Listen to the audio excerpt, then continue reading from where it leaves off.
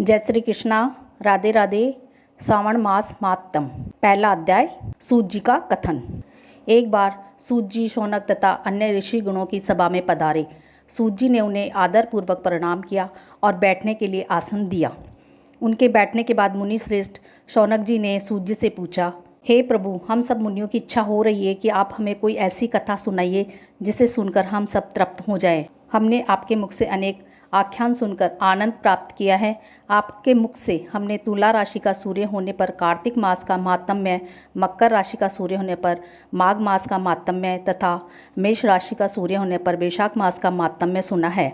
अब इन मासों से भी उत्तम कोई मास हो तो हम उसका महात्म्य सुनना चाहते हैं। शौनक जी का आग्रह सुनकर सूत जी बड़े प्रेमपूर्ण शब्दों में बोले कि श्रोताओं में निम्नलिखित 12 गुण होने चाहिए: दंभ रहित, आस्तिक बुद्धि, शठता रहित, परमात्मा में भक्ति, भगवत चर्चा सुनने की तीव्र इच्छा, नम्रता, ब्राह्मण भक्त, सुशील स्वभाव, धैर्यवान, पवित्र, तपस्वी तथा दोषारोपण रहित। ये सब गुण आप सज्जनों में विद्वान है, इसलिए मैं प्रसन्नतापूर्वक आपको तत्व की बात सुनाता हूँ। एक बार ब्रह्मापुत्र संतक कुमार ने भगवान शिव से पूछा, हे महादेव, हमारे हृदय में ऐसे मास के महात्म्यों को सुनने की इच्छा हो रही है जो सब मासों में श्रेष्ठ हो। उस मास में कर्मों के करने से अनंत फल की प्राप्ति हो। संसार के कल्याण के लिए ऐसे मास के सभी धर्मों का वर्णन विस्तार पूर्वक बताने की कृपा करें। भगवान शिव ने सनत कुमारों की इच्छा जानकर कहा, वर्ष के 12 महीनों में श्रावण मास मुझे सबसे अधिक प्रिय है। पूर्णिमा को सावन नक्षत्र का योग हो जाने से इस मास का नाम सावन पड़ा है। सावन मास में सिद्धि प्राप्त होने के कारण इस मास का नाम सावन पड़ा। आकाश के समान स्वच्छ हो जाने से नभा नाम कहा है। सावन मास के फलों को कहने के लिए ब्रह्मा जी हुए। इसका महामात्य को देखने के लिए इंद्र हुए और भगवान अनंत ने इसके फल को कहने के लिए 2 सहस्त्र जीवा धारण की थी। इसलिए सावन मास के धर्मों की गणना करने के लिए पृथ्वी पर किसी में भी सामर्थ्य नहीं है।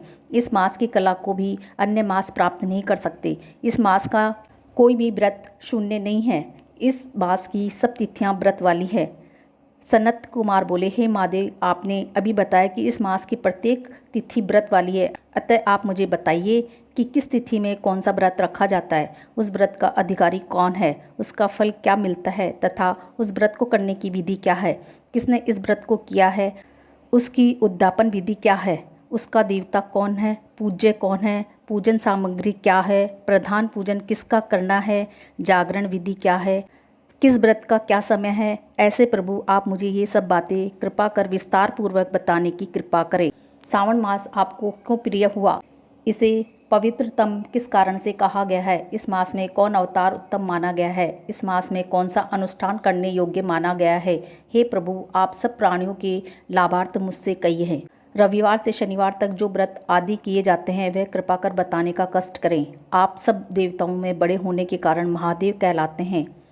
पीपल के पेड़ में तीनों देव ब्रह्मा, विष्णु और महेश का निवास कहा गया है, उसमें भी आपका निवास सबसे ऊपर कहा गया है। आप कल्याण रूप होने के कारण शिव, पाप नाशक होने के कारण हर कहलाते हैं। शरीर में गणेश जी का अधिष्ठान रूप 4 दल का मूलाधार नाम का चक्र है, उसके ऊपर 6 दल का ब्रह्मा जी का अधिष्ठान नाम का दूसरा चक्र है। सबसे ऊपर 10 दल का भगवान विष्णु का मणिपुर नामक तीसरा चक्र है। चौथा चक्र हृदय में 12 दल का अनाहत नाम का है। इस चौथे चक्र में आपकी स्थिति कही गई है। आपका निवास सबसे ऊपर होने के कारण आपको मुख्यतः कहा गया है, इसलिए आपका पूजन करने से पंचायतन का पूजन हो जाता है।